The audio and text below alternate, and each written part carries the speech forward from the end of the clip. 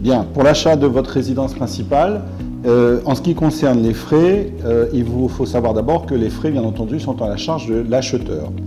Vous aurez deux types de frais. Vous aurez d'abord les frais de l'avant-contrat, c'est-à-dire donc du compromis de vente, qui sont de 470 €. Vous aurez également les frais de la vente à prévoir.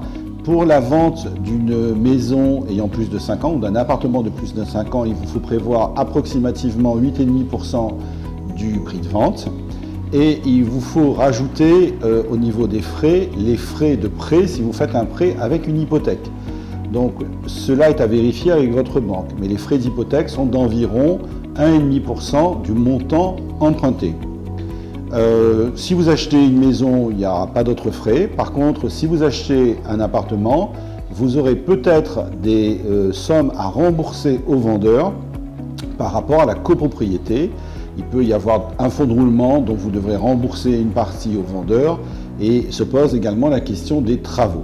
Quoi qu'il en soit, avant de signer le compromis de vente, vous devez voir avec votre notaire pour obtenir une estimation de ces frais, et tout sera porté dans le compromis de vente, et cela vous aidera à finaliser votre prêt.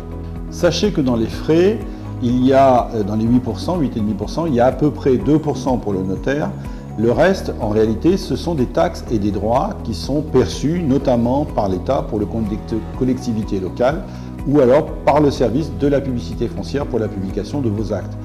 C'est abusivement que tout est appelé frais de notaire, alors qu'en réalité, il y a les frais, mais également des taxes.